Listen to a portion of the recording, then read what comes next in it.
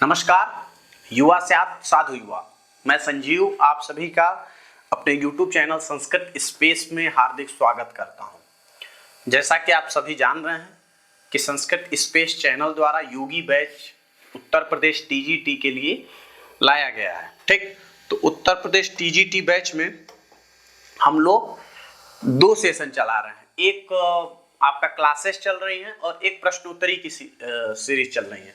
तो प्रश्नोत्तरी में जो पुराने पेपर हैं, ओल्ड पेपर हैं, उनका अभ्यास कराया जा रहा है और उन पे चर्चा किया जा रहा है। ठीक, तो उस अभ्यास के कड़ी में हम लोग सर्वप्रथम 2016 का प्रश्न पत्र अभ्यास कराना स्टार्ट किया। पहला प्रश्न पत्र हम लोगों ने जो कराया वो 2016 का कराया। ठीक, आफ्टर दैट हम लोग 2013 का प्रश्न पत्र अब करा रहे हैं। वर्तमान में हम 2013 का प्रश्न पत्र करा रहे हैं।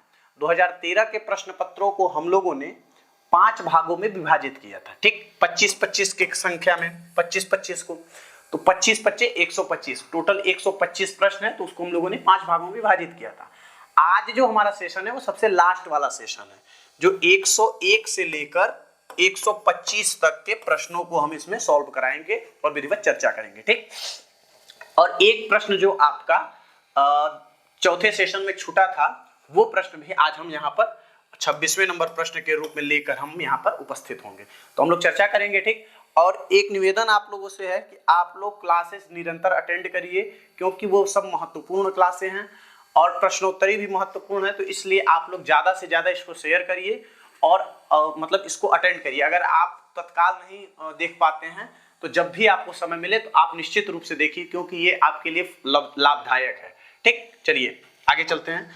आगे हम लोग प्रश्न लगाते हैं कि देखते हैं कि आज प्रश्न कैसा प्रश्न आया है आपके बीच। तो देखिए, पहला प्रश्न जो है वह पहला प्रश्न है कि मेघदूत में मेघ के मार्ग में निम्नलिखित में से क्या नहीं है। देखिए, कह रहा है मेघदूत जो आपका टेक्स्ट है कालिदास द्वारा रचित, उस टेक्स्ट में इनमें से जो 4 ऑप्शन हैं उनमें से कौन सा नहीं है।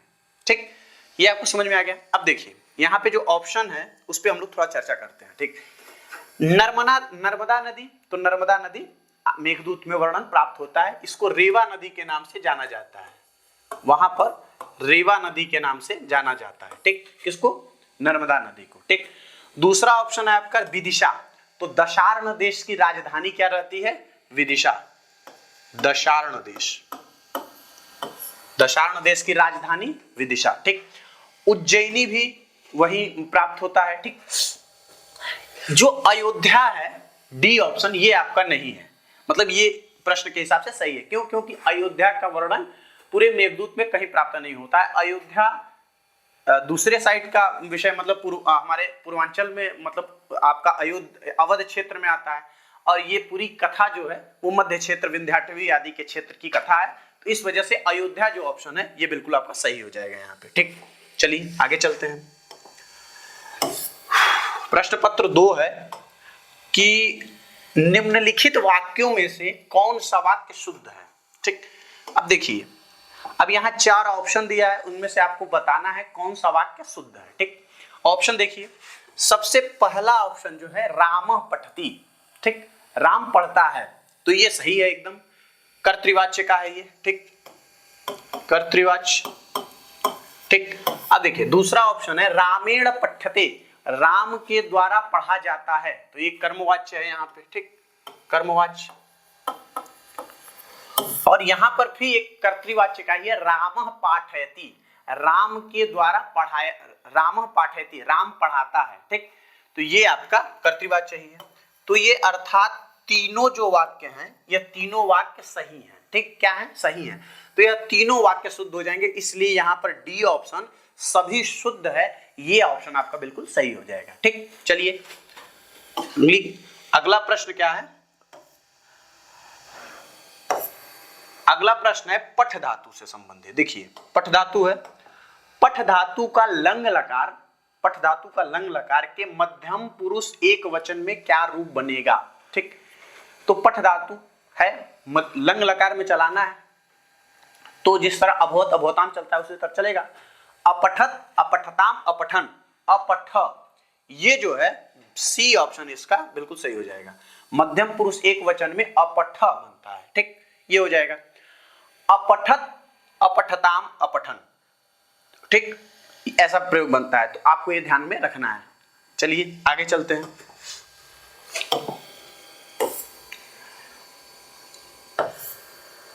आगे क्या है कि भाववाच्य, देखिए कर्तृवाच्य होता है, कर्मवाच्य होता है, और तीसरा वाच्य जो होता है वो भाववाच्य होता है, ठीक। तो कह रहा है भाववाच्य के लिए निम्नलिखित में से क्या सही नहीं है। देखिए आज नहीं क्या बहुत ज्यादा पूछ रहा है। कह रहा है कि जो भाववाच्य है ना, तो भाववाच्य में क्या सही नहीं है ये आपको चयन करना है। तो देखिए भाववाच्य तभी होता है जब क्रिया अकर्मक धातु होती है, बिल्कुल ये सही है, तो ये सही हो जाएगा, ठीक, सही। कर्ता तृतीयांत होता है, बिल्कुल भाववाच्य में तृतीयांत हो जाता है। कर्ता अनुक्त होने के कारण तृतीया होता है, अनुक्त कर्ता में तृतीया विभक्ति होती है, तो यहां पर ये भी सही हो जाएगा, सही, ठीक। क्रिया केवल प्रथम पुरुष एक वचन का होता है, बिल्कुल ये क्रिया जो होता है तो क्रिया एक वचन का ही होगा, ठीक। क्रिया उक्त हो जाती है वहां पे, तो यहाँ एक वचन का होता है, ठीक। भाववाच्य में क्रियाकर्ता के वचन के अनुसार, ये ऑप्शन आपका बिल्कुल गलत हो जाएगा। भाववाच्य में क्रिया का खेल कर्ता के अनुसार थोड़े होता है, क्रिया अपना स्वयं है, तो ठीक, तो ये आपको ध्यान में रखना है। ये भाववाच्य में क्रियाकर्ता के वचन के अनुसार ये गलत है, ठीक। तो इस प्रश्न के माध्यम से भाववाच्य में ये नहीं होता है, तो ये ऑप्शन सही हो जाएगा, ठीक। चलिए आगे चलते हैं। आगे कह रहा है अशुद्ध वाक्य बताइए। देखिए अशुद्ध वाक्य, शुद्ध नहीं अशुद्ध।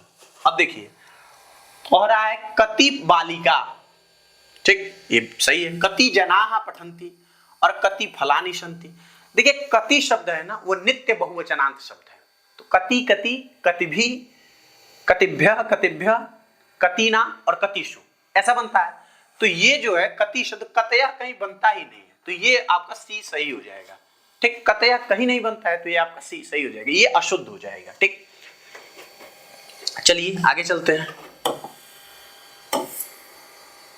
अब देखिए कह रहा है कि नीति शतकम के अनुसार धन की कितनी दशाएं हैं। तो दानम भोगो नासस तिसरो गत, ठीक है, दानम भोगो नासस तिसरो। देखिए धन जो वित्त होता है उसके तीन गति हैं, कौन कौन, दान, भोग और नाश, तीन गति हैं, ठीक। तो इनको अगर आप नहीं करते हैं, तीन, दान फर्स्ट नंबर, दान एक नंबर, दूसरा नंबर है आपका भोग, और तीसरा नंबर आपका है नाश। तो देखिए दान की क्या गति है, तीन गति है। सबसे पहली गति है कि दान मतलब दान की नहीं, सॉरी धन की तीन गति है। धन की क्या तीन गति है, तो सबसे पहली गति आपकी है दान, ठीक, क्या है, दान। अगर धन को आप दान नहीं करते हैं, धन को अगर आप दान नहीं करते हैं, तो ये क्या, पहला क्या है, आपको दान करना चाहिए, ठीक। अगर नहीं करते हैं तो नाश हो जाएगा। दूसरा है भोग करिए, धन को भोग करिए, अगर नहीं करेंगे तो नाश होना है। तो ये दान और भोग अगर आप नहीं करेंगे तो तीसरा गति नाश तो होना ही है। इसीलिए धन को आजकल जो लोग बैंक बैलेंस बना के रखते हैं तो उनके धन नष्ट हो जाता है। तो धन है आपके पास तो उसको दान करिए, लोगों को खिलाइए पिलाइए, उसका भोग करिए, ठीक। तो धन की तीन गति, दान, भोग और नाश, तो ये आपको ध्यान में रखना है। ये नीति शतक में ऐसा पंक्ति आता है, ठीक। चलिए आगे चलते हैं। आगे कह रहा है राजा शूद्रक की राजधानी का क्या नाम है। देखिए राजा शूद्रक की राजधानी का नाम विदिशा है। क्या है, विदिशा, विदिशा, ठीक। राजा शूद्रक की राजधानी का नाम विदिशा, ठीक। तो ये लिखी दी शूद्रक। उज्जैनी किसकी राजधानी है, तो तारापीठ की राजधानी कहां है, उज्जैनी, तारापीठ, तारापीठ, ठीक, की राजधानी उज्जैनी।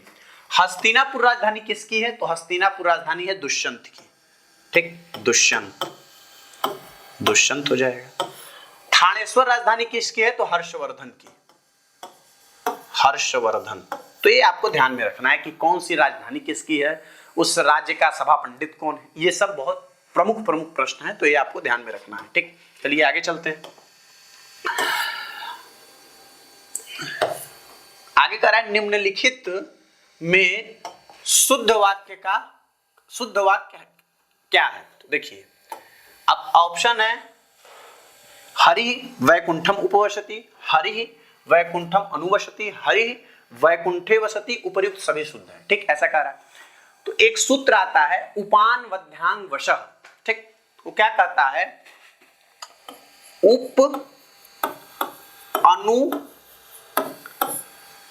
आ और अधि उपसर्ग पूर्वक वश धातु के आधार की कर्म संज्ञा होती है। कौन सी संज्ञा होती है, कर्म संज्ञा। तो कर्म संज्ञा होगी तो द्वितीय विभक्ति हो जाएगा, कर्मणि द्वितीय। ठीक, कर्म संज्ञा।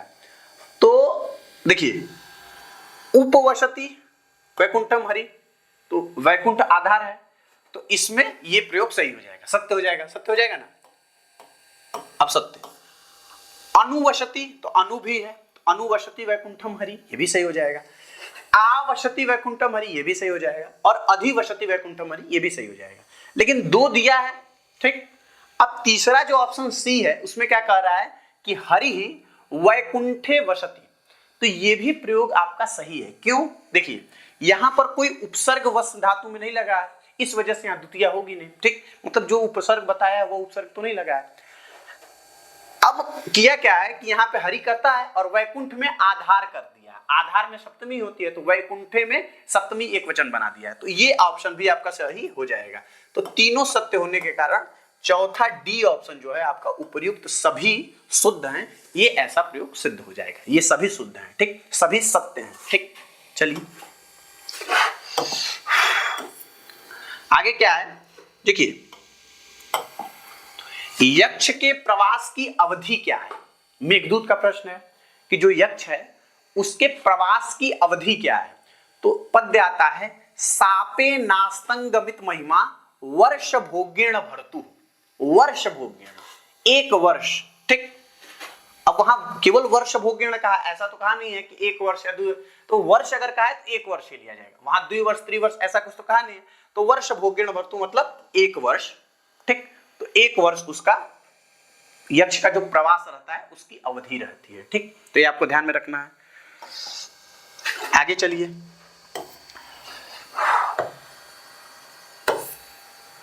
अब देखिए अब कह रहा है कि किरातार्जुनीयम महाकाव्य में कितने सर्ग हैं। ठीक, तो मैंने आपको पहले भी बताया था कि जो टेक्स्ट लगे हैं, महाकाव्य वगैरह लगे हैं, तो उनमें उनके सामान्य अध्ययन में ये प्रश्न आता है कि कितने सर्ग हैं, ये सब आपको ध्यान में रखना है। तो किरातार्जुनीयम में टोटल 18 सर्ग हैं। कितने, 18। सी ऑप्शन आपका बिल्कुल सही हो जाएगा। किरातार्जुनीयम में 18। 17 किसमें है, तो कुमार संभवम में 17 सर्ग हैं। ठीक, नैषधीय चरितम में 22 सर्ग हैं। ठीक, और शिशुपाल वध में 20 सर्ग हैं। ठीक, तो आपको चारों ये ऑप्शन में आपको बता दिया। शिशुपाल में 20, कुमार किरातार्जुनीयम में 18, कुमार संभव में 17 और नैषधीय चरितम में आपका 22। तो ये ध्यान रखना, ये जो तीनों हैं शिशुपाल वध, किरातार्जुनीयम और नैषधीय, इसको बृहत्त्रयी के अंतर्गत आते हैं। ठीक, तो बृहत्त्रयी के अंतर्गत आते हैं। लघुत्रयी में आपके रघुवंश, कुमार संभव और मेघदूत, ये 3 ग्रंथ हैं। लघुत्रयी के अंतर्गत कालिदास के 3 ग्रंथ आते हैं। ठीक, ये ध्यान रखना है आपको। अरे एक मिनट, थोड़ा सा ये फाइल दूसरा खुल गया।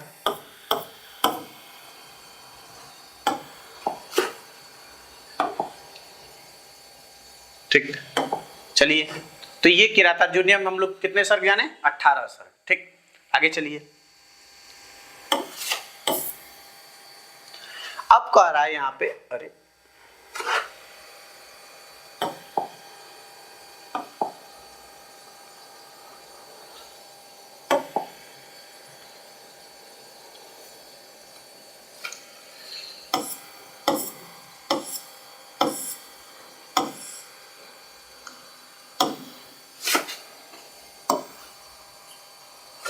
देखिए अब 11वें प्रश्न में क्या कह रहा है कि साधु प्लस इति में संधि होने पर क्या बनता है। तो देखिए यहां पर सूत्र लगता है इको यणची, यण संधि होती है, ठीक। तो कहता है इक के स्थान पर यण आदेश होता है अच के परे रहने पर। तो इक हो गया आपका ई उ री और लरी, ये हो गया इक इक, ठीक। और आपका यण होता है तो य व र और ल, ये आपका हो गया यण।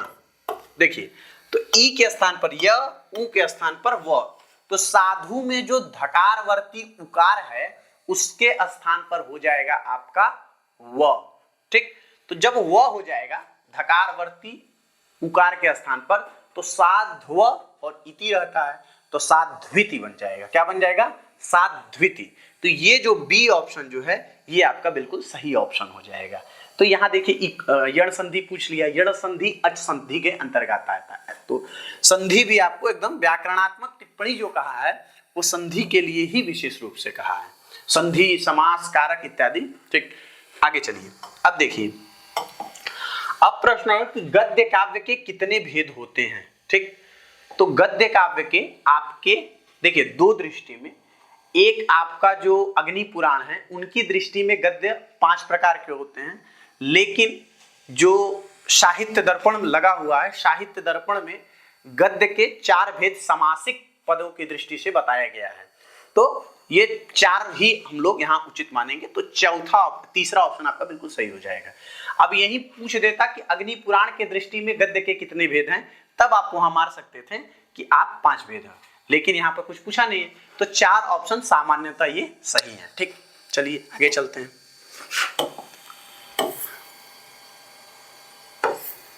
देखिए कह रहा है कि किरातार्जुनियम शब्द में कौन सा तद्धित प्रत्यय लगता है।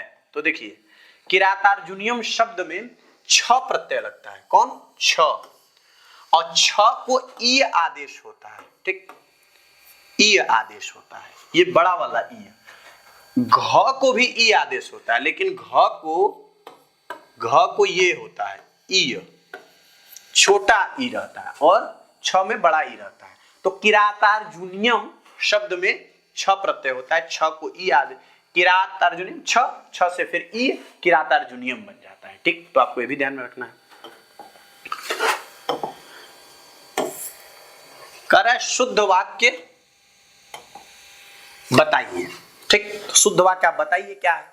तो देखिए कह रहा है वर्षायाम न गंतव्य, वर्षायाम न गंतव्यम, वर्षायाम न गमनीयम, वर्षासु न गंतव्यम। तो सबसे पहले आप ये जानिए कि वर्षा शब्द जो है वह नित्य बहुवचनांत शब्द है, ठीक। तो वर्षायाम नहीं बनेगा, ये तीनों नहीं बनेगा। तो वर्षासु नित्य शुद्ध शब्द है, तो ये डी ऑप्शन जो है ये आपका बिल्कुल सही हो जाएगा। वर्षा शब्द नित्य बहुवचनांत है, ये आप ध्यान रखिएगा। ये आगे कहीं भी आपसे पूछ सकता है, नित्य बहुवचनांत, ठीक। वर्षा शब्द नित्य बहुवचनांत है, तो इसको आपको ध्यान में रखना है, ठीक। तो ये डी ऑप्शन आपका बिल्कुल सही हो जाएगा। चलिए आगे चलते हैं। आगे कह रहा है मेघदूत जो है वह मेघदूत में प्रयुक्त छंद के प्रत्येक चरण में कितने अक्षर होते हैं। तो मेघदूत में सर्वप्रथम आपको यह जानना पड़ेगा कि मेघदूत में कौन सा छंद है। ये जानने के लिए तो संपूर्ण मेघदूत में मंदाक्रांता छंद का प्रयोग किया गया है। कश्चित कांता विरह गुरुणाम स्वाधिकारा प्रमत्ता। तो मंदाक्रांता छंद के प्रत्येक पाद में, प्रत्येक चरण में आपका 17 अक्षर प्राप्त होते हैं। कितने? 17, ठीक। मंदाक्रांता में 17 मंदाक्रांता, और क्या नाम है, मेघदूत में मंदाक्रांता छंद ही है, तो ये 17 होते हैं। तो ये डी ऑप्शन आपका बिल्कुल सही हो जाएगा, ठीक। 15 होते हैं आपका मालिनी छंद में और 14 होते हैं पुष्पिताग्रा छंद में, ठीक। तो ये भी आपको ध्यान में रखना है कि कौन से टेक्स्ट में कौन सा छंद प्रयुक्त हुआ है, उसमें कितने चरण हैं, चरणों में कितने अक्षर हैं, तो ये आपको ध्यान में रखना है। चलिए आगे चलते हैं। रूपक, अब देखिए रूपक के कितने भेद हैं। तो देखिए एक ग्रंथ है धनंजय का दश रूपक, वो दश रूपक नामक ग्रंथ ही लिखे हैं, तो 10 रूपक प्राप्त हैं। कौन कौन, तो नाटक, सप्रकरणम, भाड़ा, प्रहसनम, डिमा, व्यायोग, समूहकारा, विथ्यं, केहा, मृगा इति। ठीक, तो ये 10 प्रकार के रूपक हैं।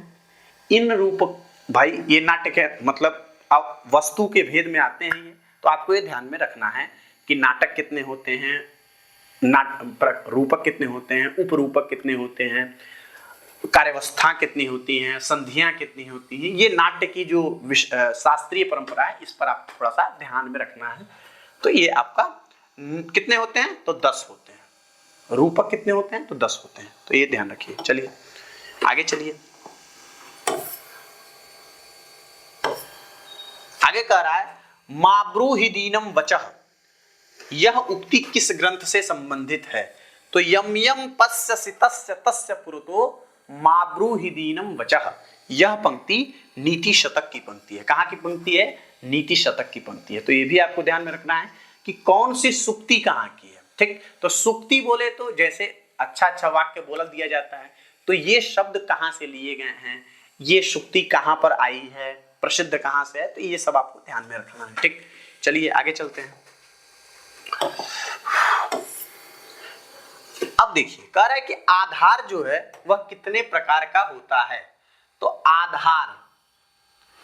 आधारोधिकरणम, अधिकरण में आधार होता है। ठीक, अब वो आधार कितने प्रकार का होता है, तो आधार 3 प्रकार का होता है, औपश्लेषिक, वैषयिक और अभिव्यापक, यह 3 प्रकार का आधार होता है। तो ये आपको ध्यान में रखना है कि कितने प्रकार का आधार होता है, तो 3 प्रकार का आधार होता है। ठीक, चलिए आगे चलते हैं। अब कह रहा है कार्यम व साधये देहम व पातयेत, यह सार गर्भित प्रतिज्ञा किसकी है। तो देखिए ये सबसे पहले ये पंक्ति आई है, वह पंक्ति आई है उसमें शिवराज विजय में। कहां पर आई है, शिवराज विजय में, शिवराज विजय।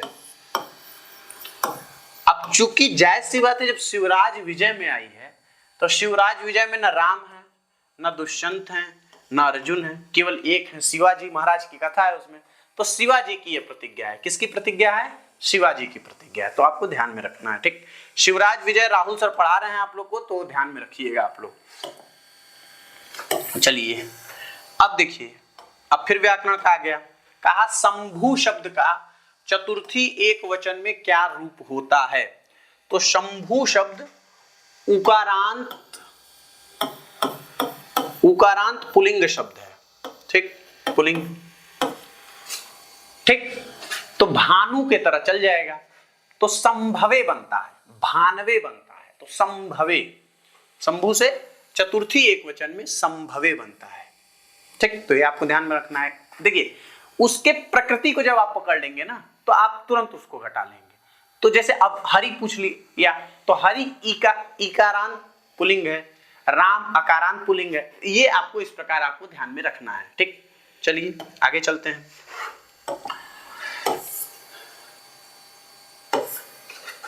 आगे कह रहा है कि महाकवि भवभूति की कितनी रचनाएं हैं। अब भवभूति है, ठीक, तो भवभूति जी द्वारा कितनी रचनाएं हैं ये पूछ लिया। तो भवभूति की 3 रचना बहुत प्रसिद्ध हैं। कौन कौन, तो पहले नंबर पे हमारे टेक्स्ट में ही लगा है उत्तर रामचरितम का 3य अंक। ठीक, उत्तर रामचरितम। ठीक, दूसरा है आपका महावीर चरितम। ठीक, महावीर चरितम। तीसरा आपका है मालती माधव। अब देखिए थोड़ा सा यहां समझना क्या है कि उत्तर रामचरितम और महावीर चरितम जो हैं, 2 टेक्स्ट जो हैं, ये आपके ये नाटक की कोटि में आते हैं, नाटक की। ये दोनों नाटक हैं। ठीक, नाटक। और ये तो तीसरा है मालती माधव, यह प्रकरण है। क्या है, प्रकरण। प्रकरण। तो ये आपको ध्यान में रखना। और एक चीज और विशेष रूप से ध्यान में रखना है कि भवभूति की जो तीनों रचनाएं हैं, उन तीनों रचनाओं में एक चीज नहीं प्राप्त होता है, वह है विदूषक। विदूषक विहीन नाटक किसका है? तो भवभूति का नाटक है। ये भी प्रश्न बन सकता है, तो आपको ध्यान में रखना है। ठीक, चलिए आगे चलते हैं। आगे करा अश्मद शब्द। ठीक, अश्मद शब्द है। शब्द का पंचमी एक वचन में क्या रूप बनेगा? तो देखिए, पंचमी एक वचन में आपका बन जाएगा मत। मत आवाभ्याम अस्मत्, ऐसा प्रयोग बनता है। तो मत कहां बनेगा? पंचमी एक वचन में। मम कहां बनेगा? तो मम षष्ठी एक वचन में बनेगा, षष्ठी एक वचन में। माम कहां बनेगा? तो अहम आवाम वयम माम द्वितीया एक वचन में बन जाएगा, द्वितीया में। तो ये आपको ध्यान में रखना है कि कौन सा प्रयोग कहां बनेगा। तो देखिए, अब ये शब्द रूप पूछ ले रहा है आपसे। अब शब्द रूप इसलिए पूछ रहा है कि जब आप पढ़ाने जाएंगे तो पढ़ाते वक्त आपको ये बच्चों को पढ़ाना पड़ता है कि शब्द रूप, धातु रूप। तो टीजीटी में आप मास्टर होने जा रहे हैं, और टीजीटी का मास्टर होना बहुत मतलब योग्यता से परिपूर्ण व्यक्ति होता है। क्यों? क्योंकि वहां पर एक बालक को आप ट्रेन करते हैं, वही बालक आगे चल के विश्वविद्यालयों में आता है, अच्छा रिसर्च करता है।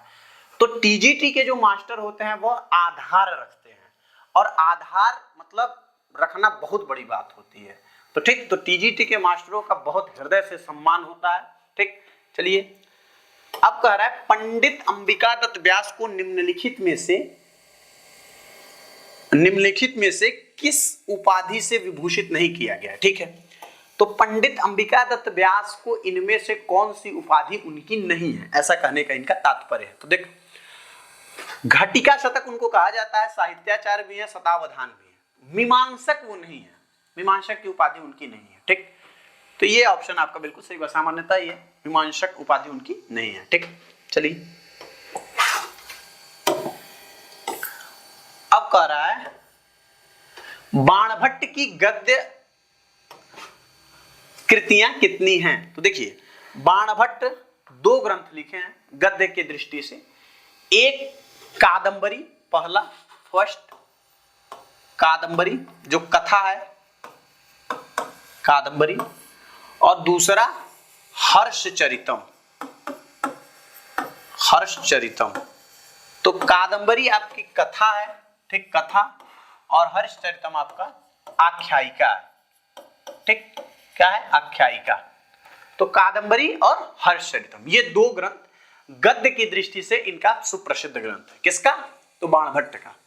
चलिए, वैसे टोटल इनके ग्रंथ जो हैं वह 5 हैं। ठीक, आगे चलिए। पुष्पधनवा। पुष्पधनवा किसे कहा जाता है? तो एक अमरकोश में एक पंक्ति आती है कि मदनो मनमथो मारा प्रद्युम्नो मीनकेतनः पुष्पधन्वा रतिपतिर मकरध्वज ध्वज आत्मभू। तो ये जो है पुष्पधन्वा ये कामदेव का विशेषण है। किसका विशेषण है? किसे कहा जाता है? किनका नाम है? तो कामदेव का। अब देखिए, आपके टेस्ट में जो भी पंक्ति लगी हुई हैं, जो भी मतलब पात्र लगे हुए हैं जिनकी चर्चा आती है, उन पात्रों का आपको थोड़ा सा उनका अन्य नाम भी आपको ध्यान में रखना पड़ेगा, क्योंकि आजकल जो है, आजकल ट्रेंड बदल गया है। थोड़ा सा क्या कर रहा है कि एबीसी करके पूछ ले रहा है। मान लीजिए यहाँ तो कामदेव का सीधे नाम पूछ लिया, अब यहाँ कह देता कि मदनो मनमथो 2 नाम दे देता और कह देता इसमें से चयन करिए कि कामदेव के 2 नाम कौन से हैं। तो आपको दोनों तरफ से आपको मेंटेन रखना पड़ेगा। जब आप तैयार रहेंगे तो फिर वहां आपको करने में कोई समस्या नहीं होगी। तो पुष्पधनवा किसका नाम है? पुष्पधनवा आपका कामदेव का नाम है। ठीक, तो आपको ये ध्यान रखना है। चलिए आगे चलते हैं। अब देखिए, ये 25 क्वेश्चन जो थे, ये तो आपके 25 क्वेश्चन आज के थे, जो 101 से लेकर और 100 आपका 25 तक ये पूर्ण हो गए। ये जो 26वां नंबर क्वेश्चन है वो कल छूटा था आपका, 52 या 93 नंबर का क्वेश्चन था। तो उसमें का ये प्रश्न है, तो इसको थोड़ा सा देख लीजिए। देखिए क्या कह रहा है, अफजल खां को मारने के पश्चात अफजल खां को मारने के पश्चात वीर शिवाजी ने रणभूमि की सफाई का कार्य निम्नलिखित में से किसको सौंपा? तो ये मूल टेक्स्ट से उठाया है और पूछ लिया है कि उन्होंने किसको कार्य सौंपा, सफाई का कार्य किसको सौंपा। तो उन्होंने सफाई का कार्य जिसको सौंपा उसका नाम है माल्यश्रीक। किसको सौंपा? माल्यश्रीक को सौंपा। किन्होंने सौंपा? तो शिवाजी ने महाराज ने सौंपा। किसको? माल्यश्रीक को। ये आपका एक प्रश्न बचा था, मैंने आपसे वादा किया था कि मैं ये प्रश्न भी आपको उपलब्ध करा दूंगा। तो ये प्रश्न चूंकि हमारी मिस्टेक थी कि पीपीटी में वो डिलीट हो गया था, तो आज हम लोगों ने इसको देख लिया। ठीक, तो इस प्रकार के प्रश्न आप लोगों ने चर्चा किया। अब देखिए आज जो है ये आपका 2013 का जो प्रश्न पत्र है ये हम लोगों ने संपूर्ण रूप से हम लोगों ने अध्ययन किया, चर्चा किया। हम लोगों ने 5 पार्ट में उसको हम लोगों ने चर्चा किया। निरंतर वो YouTube के चैनल पर पड़े हुए हैं, आप वहां जाकर आराम से देख सकते हैं जो लोग अभी तक नहीं देखे हैं। ठीक, अब लोग नेक्स्ट पेपर लेकर आने वाले हैं, वह नेक्स्ट पेपर आपका 2011 का होगा, 2011 का। तो 2011 में भी जितने प्रश्न होंगे उनको हम लोगों ने एक विभाजित कर लेंगे, उस हिसाब से कम संख्या में लेकर आएंगे तो थोड़ा आपको भी आनंद आएगा, हमें भी आनंद आएगा थोड़ा सा आपके साथ जुड़े रहने का। तो इस प्रकार हम लोग निरंतर आपके साथ जुड़े हैं और विशेष करके जो क्लासेस चल रही हैं तो आप लोगों से निवेदन है कि क्लास आप लोग निरंतर अटेंड करिए, प्रश्नोत्तरी को अटेंड करिए, क्योंकि जब तक आप क्लास को अटेंड नहीं करेंगे, प्रश्नों को समझेंगे नहीं, तो वहां आपको बहुत समस्या होगी। तो हमारा काम है आपको मटेरियल उपलब्ध कराना, आपको क्लास उपलब्ध कराना, आपको प्रश्नोत्तरी उपलब्ध कराना। आपका एकमात्र काम है पढ़ना, वीडियो को देखना। तो अच्छे से देखिए और लोगों तक शेयर करिए। ज्यादा से ज्यादा लोग जब जुड़ेंगे तो एक पढ़ने पढ़ाने का माहौल उत्पन्न होगा और माहौल में फिर हम लोग अध्ययन अध्यापन अच्छे से करेंगे। इसी के साथ मैं संजीव आपसे विदा लेता हूं। युवा साधु युवा, धन्यवाद।